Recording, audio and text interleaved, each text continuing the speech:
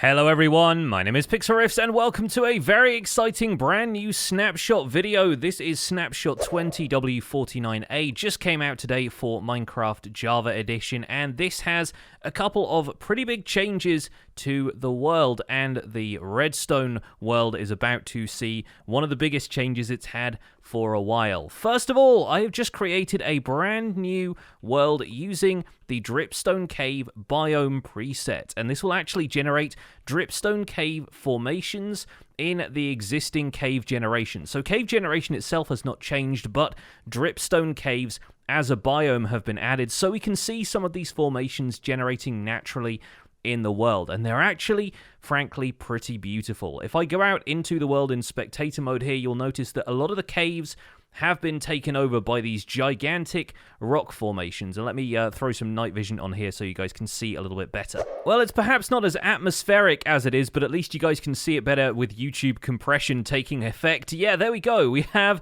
these enormous formations of dripstone forming underneath the caves here with stalagmites and stalactites. A lot of dripstone blocks coming down from the ceiling. We're certainly not going to run out of these things, are we? And it looks like they form stalagmites and stalactites of their own all the way from the ceiling, sometimes even as far as the floor, and rising up from the floor itself in these formations. That's a really cool touch, and I love the way they generate. I cannot wait to see what these look like with a little bit more of the renewed cave generation, the brand new cave generation that we've been seeing. Little hints and screenshots of from the developers here and there. It's going to look absolutely fantastic. I've just found this ravine, which should give you a slightly clearer example of what it's like with a little bit more atmospheric lighting. There is even a ruined portal formation behind here, which seems to have affected the dripstone generation just a little bit, but I think that still looks really, really cool, and the lava there is lighting it up beautifully. So imagine stepping into a ravine, and this is what you see all around you. It's pretty intense stuff, and you might want to be very, very careful of the stalagmites coming up from the floor here, because those are still going to deal damage to you if you land on them. And look at this behind here. I'll go through so you can get a look at it.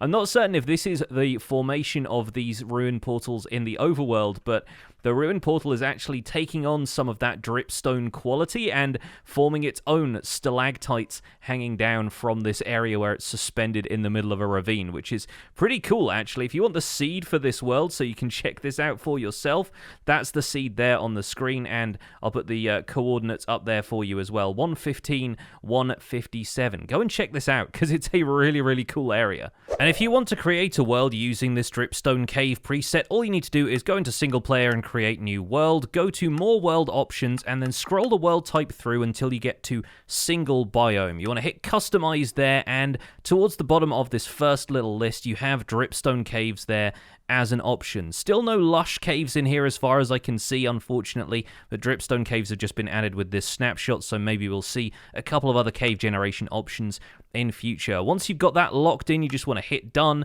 probably turn it into a creative world so you can apply cheats and everything like that, and you just want to give it a name and create a new world. Once the world loads up, you should just be able to sink through the surface and you'll find yourself some Dripstone Cave formations in Minecraft's current cave generation. But outside of that, the surface just has to spawn like a regular vanilla plains biome. There isn't really anything different about the surface, and we weren't really expecting that at the moment either, and it's all underground, and the cave generation, as I said, is largely the same throughout the world. Still got geodes lurking here and there, still got the usual winding caves that you find in Minecraft's current cave generation, but once again, really looking forward to seeing how that changes when 1.17's cave generation really starts going. But on the flip side, I've come out to a creative flat world because that seemed to be the ideal place to test what's coming up next. I have finally a Sculk sensor in my hand, and these things are going to revolutionize Redstone. Or are they? Let's take a quick look at how some of these work, because as you can see, I've been doing a little bit of testing, and we have even more testing that we can do live in this video. So Sculk sensors, as we know, are going to detect sound around them, and they are going to output a redstone signal of their own, depending on how far away the sound occurs. So I've set up a few redstone lamps here that are going to indicate the power output of the Sculk sensor as I get closer. And they seem to have a range that goes up to about 6 blocks away, and then as soon as I take another step forward, you'll notice that particle travels towards the Sculk sensor, indicating that a sound wave is reverberating from my footsteps, and the Sculk sensor is detecting that. And it doesn't seem to matter what kind of material you're walking on. I'm going to replace a few of these blocks with stone, and you'll notice the sensor triggers once again. But if I'm walking on stone, I don't think that produces a louder signal for the Sculk sensor than me walking on the grass does. It seemed to be, yep, 3 or 1 as I get a little bit closer, depending on how far away I am at the time. So you can kind of finesse the redstone output from this, it looks like. And once again, I'm going to make a bit of noise for it as I break some of these blocks. You will notice that it outputs even higher redstone signal when you get closer, though. So depending on how close you are to the Sculk sensor right here, it's actually going to produce a greater redstone signal. So this could once again be used in interesting ways for contraptions that are going to detect player movement. You want to make sure that players are going to walk super close to it before it activates something. This is how you do it. Get a comparator readout that's going to combine with that signal and produce a single signal output, and then you can end up having whatever strength signal you want trigger a circuit, which is going to be very, very interesting for some of the more redstone technical folks out there to get their hands on. And with the Sculk sensor on its own, it seems to output the same redstone signal regardless of what is making the noise. So I was stepping on this block here, it was producing a signal strength that was only lighting up that first redstone lamp. We got a redstone signal strength of 2 there, and as we get a little bit further, you'll notice, of course, that starts to creep up. We got a redstone strength of 4 there, and as you get blocks closer, it seems to go up by 2 every time, until I presume the maximum is probably 14 or 15 when you're placing something basically right on top of the Sculk sensor, and it's able to detect the vibrations pretty much immediately. So I guess in mathematical terms, the redstone signal is inversely proportional to the distance from the Sculk sensor, which is an interesting way of doing things. And I wonder what happens if you get a large area of these. Let's fill an area with them, and let's start chucking stuff at them and see what they do. There we go. I was really curious to see how this was going to work out, because I saw King B-Dog's tweet about testing this stuff in the test environment. Now, if we throw a snowball at the center of it, a ripple emanates outwards, and you'll see that timing there is a factor as well. So obviously the ones in the center are going to detect those vibrations sooner and activate sooner, but it really does create some very beautiful patterns. And I wonder if maybe if you're looking at this from the side, it's really noticeable. I wonder if we could end up using those to kind of have like messages spelled out and stuff like that. I'm really kind of curious to see how people are going to use these things for lighting. And apparently they have been optimized for performance, so they're not going to be too laggy, hopefully. Fingers crossed that is the case, because I can see people using these for really interesting aesthetic things as well as just redstone contraptions. You'll also notice that if I get close enough, me actually throwing the snowball creates an effect over here where it detects the vibrations caused by the sound of me throwing it before it detects the impact of the snowball. So it is really looking for every single sound effect that's happening around it, which is a very, very cool thing. And once again, it's going to create a redstone signal proportional to all of the output nearby. But you'll notice the one exception to that really is the Sculk sensor itself. So let me get the snowballs out once again. If I throw down something there, you'll notice that the sound each of these makes is not triggering the next one over and the next one over and the next one over. They cannot activate themselves that way, it seems like. Yeah, we can see here, if I have these spaced several blocks apart and I throw a snowball, it's going to be detected by these two, but that's not then going to pass the signal onto that one. What you want to end up doing is have some other kind of redstone component around here, and actually throwing an item on the ground activates them. That's really quite awesome. If we have a trapdoor there, for example, yeah, that's going to create a sound whenever that Sculk sensor activates, and that is how we can activate this giant field from a remote distance. Let's give that a try with trapdoors lined up against all of them. Well, I've tried to do that, but I think I've accidentally created a clock, so I wonder if I can use the wool occlusion effect to mitigate that. Yes, there we go. Okay, so that's now put another facet of this into play, which is that wool is the exception. Wool actually negates any kind of sound reaching the Sculk sensor. And so if you end up in a situation like that, where you've got them forming effectively a redstone clock between them, then you want to place wool in between them to negate that effect. Placing wool blocks nearby will not affect the Sculk sensors in any way, and I wonder if stepping on the wool blocks will. Yeah, okay, that will. So that is definitely activating all of them, but it looks like we need to step in here and stop this clock from activating. Although, as you can see,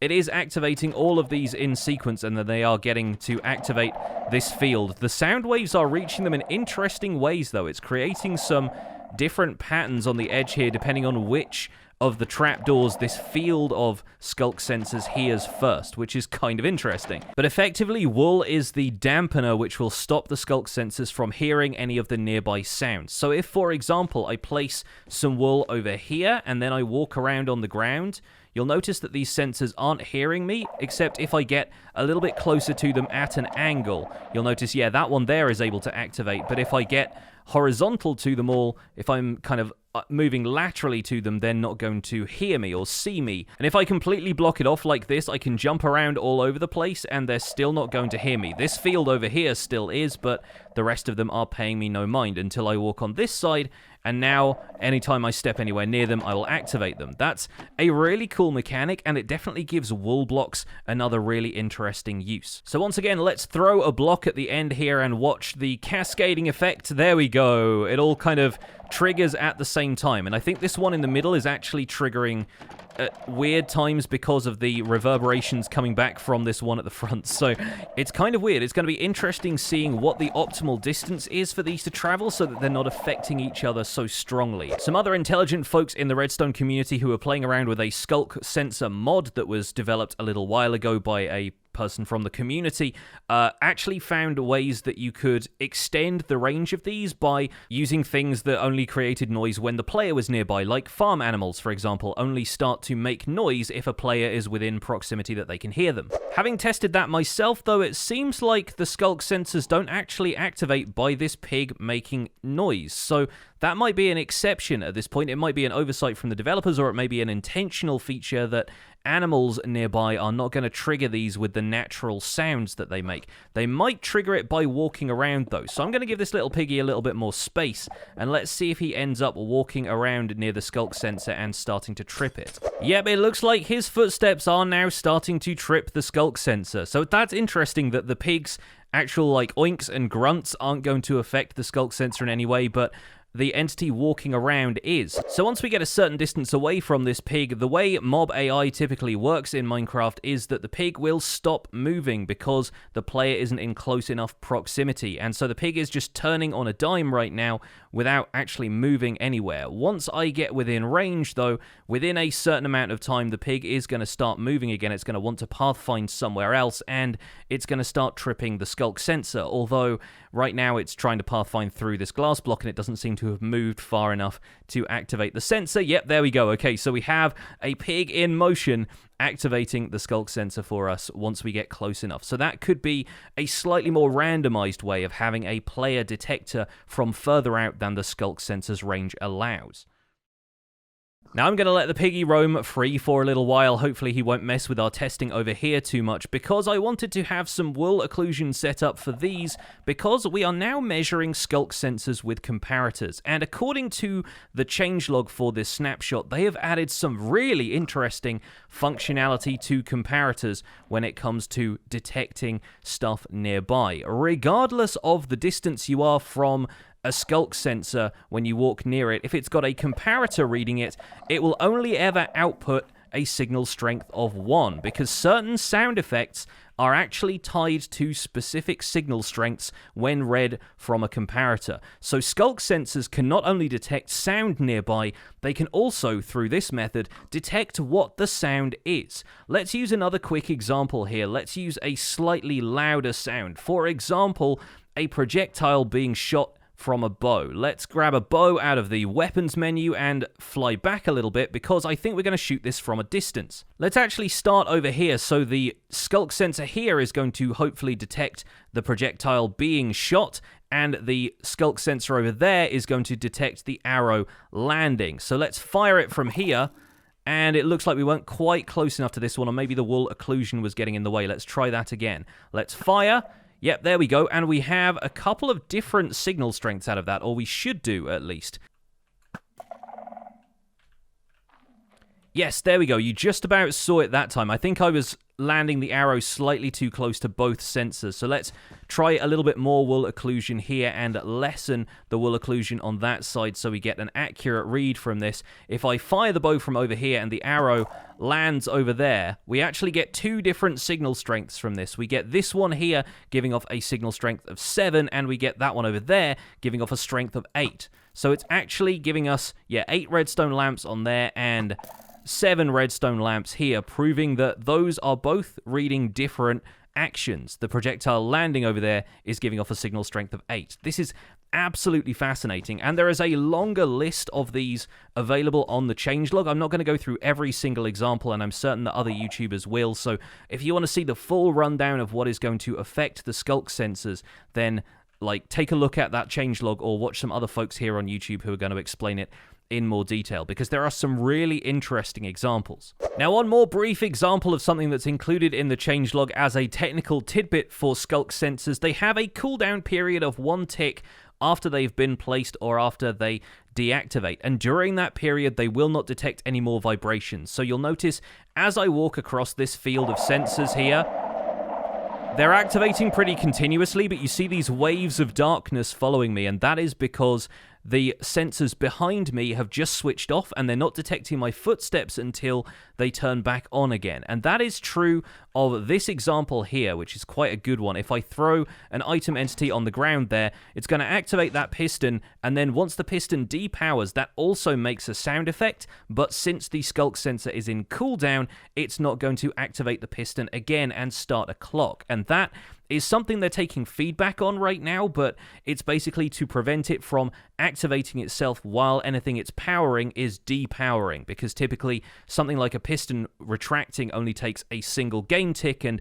that's all the time it needs to make sure that it doesn't just continuously fire this piston, in kind of the same way as an observer detecting a piston kind of continuously fires, because the piston head is the thing that's activating it every time. And I'm not the most technical player in the world, so I don't instantly think of cases where that would be a problem for me, but I'm sure some of the more technical folks out there in the community will have some feedback on that. So once again, make sure you give your feedback in a constructive way, and I'm sure these things will turn out to be an absolute powerhouse of redstone contraptions going forward. We still don't have any information from this snapshot about how the Sculk sensors are obtained. We know from the Minecraft Live presentation that they are going to be part of the Deep Dark, which is going to be where the Warden lives, and there will be other Sculk blocks surrounding these, but we don't know anything else about them yet. We have seen a few screenshots lately on the developers' Twitter accounts, but those are not present here. If I type Sculk into the search bar here, you'll notice that the only thing that comes up is the Sculk sensor, which is most definitely a redstone component. You'll find it down here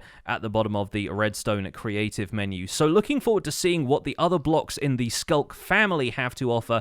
Even if they're just pretty building blocks, I'm excited to get to grips with them. But I think for now, we've got a lot of very fun times to be had with these Sculk sensors, and we get our first peek at Dripstone Cave generation as well. That is where we're going to leave it for this video, though. Bit of a shorter one, but a lot to say about these new features, and I hope you guys are enjoying poking around with them as well. Let me know if you come up with some really interesting contraptions in the comments of this video, and I'm going to leave it right there. Thank you so much for watching. My name has been Pixlriffs. Don't forget to leave a like on this video if you enjoyed it. Subscribe if you want to see more, and I'll see you guys soon. Take care. Bye for now.